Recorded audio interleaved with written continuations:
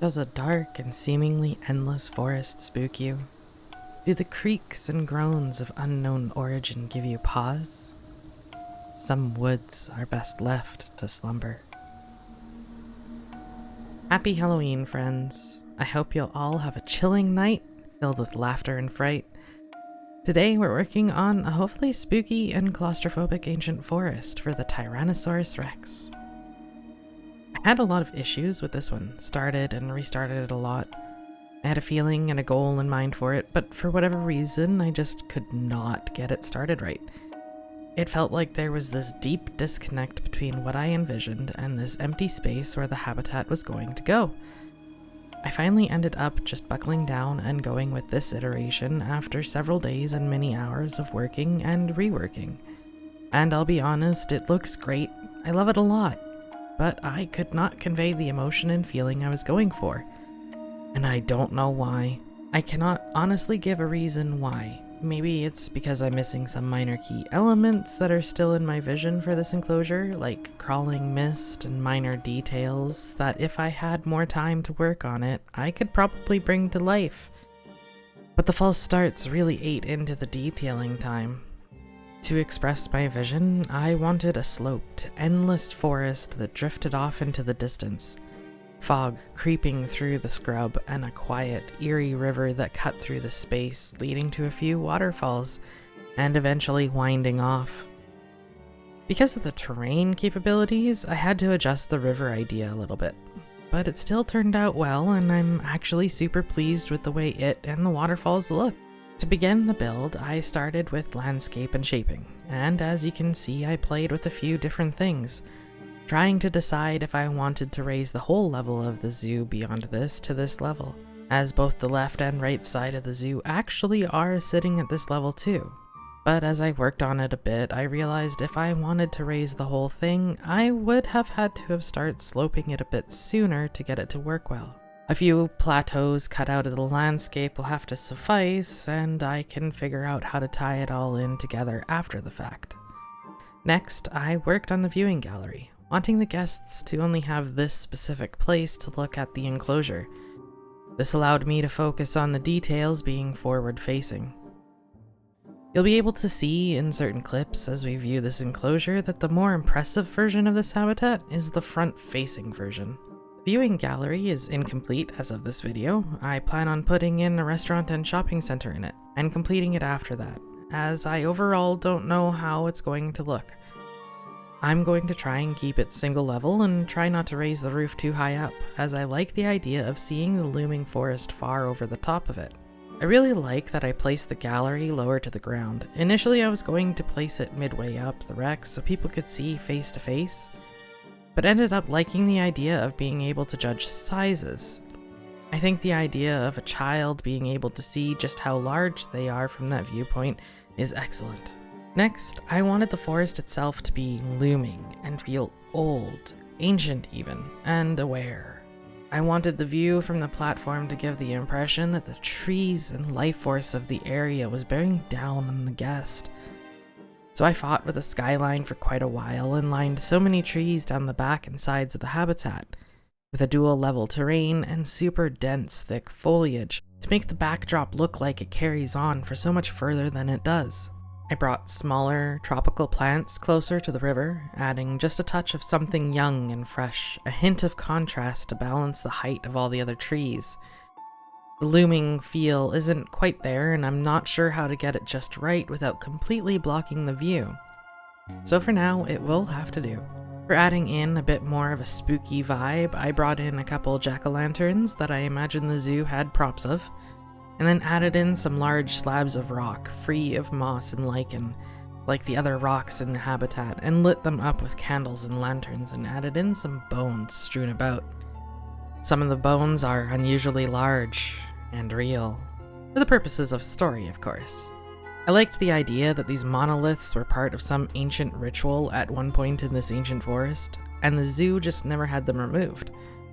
Of course, nowadays no one but keepers and Tyrannosaurus wander these woods, but they still carry power and whispers of ages past, and to wander by one is to feel like you're being watched. I I found myself not able to add too many distant details with the size of the habitat and the density of the brush and the lack of lighting. So a lot of the details are closer to the viewer, or more lit up if they're a bit further away. I do think it all ties together really well. But again, I have to mention that the feeling is just not there. I did it all in gloomy weather and during the night, but it didn't make a difference. I would like to go back and work on the details I missed and see if I can't get that feeling I want to show up. My heart was really in this habitat as I'd been wanting to do a really important one for the Tyrannosaurus Rex. It's a huge favorite all across the world and I really wanted to do it justice. But I didn't want to do what a lot of other people do and do a Jurassic Park theme. And when planning out the Halloween special, I had a couple species to pick from and asked a few people their opinion on which ones would be spookier. And when repeatedly told Tyrannosaurus, I had to agree. It was something that, given pop culture, really chills the blood, I think. For our T-Rexes, I went with the feathered variant, as when I was browsing, they felt like they would really add a spooky vibe to the whole thing. I plopped their food in near the largest of spooky decorations to make it look like they were feasting on some remains, and placed a couple of enrichment items that definitely fit the vibe of the enclosure. I'll go back in and probably place down another one or two with extra details. Again, I'm saddened that the timing didn't work out, and I had to cut back on some of the finer details. I'll have to try harder in the future to time things better, perhaps record a few smaller videos to have on hand in case I need more time. You all will have to tell me what you think of the habitat, and if you have any ideas I could implement. If you're watching this in the future, there might be a Halloween livestream VOD on my channel where I come back and touch it up. I'll be sure to add T-Rex to the title for easy searching if that's the case. I hope you're all safe on this Halloween night. Take care.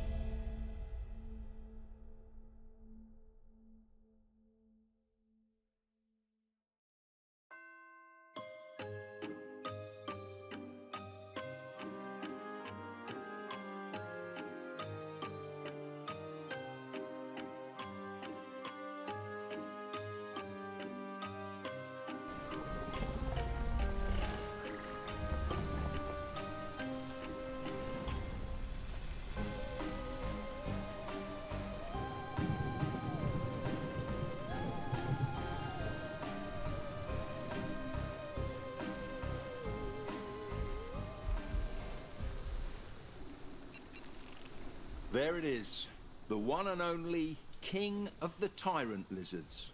Tyrannosaurus is as big as the movies, and yet somehow even scarier. While your favourite dinosaur movie might have depicted the T-Rex with rather poor vision, brain scans have revealed that its vision rivaled that of modern birds of prey, which means that it's watching you just as much as you're watching it. Eerie stuff.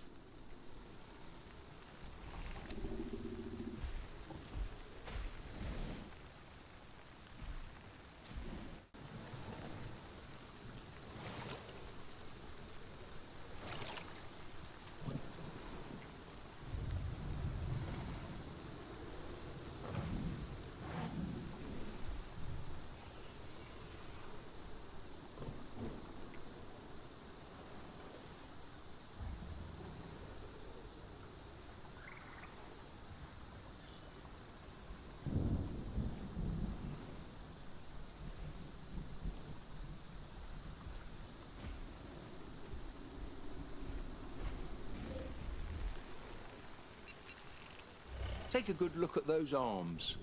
Each arm is a metre long, can hold almost 200 kilos, and ends in razor-sharp claws. Far from the wimpy little stubs most of the public makes them out to be.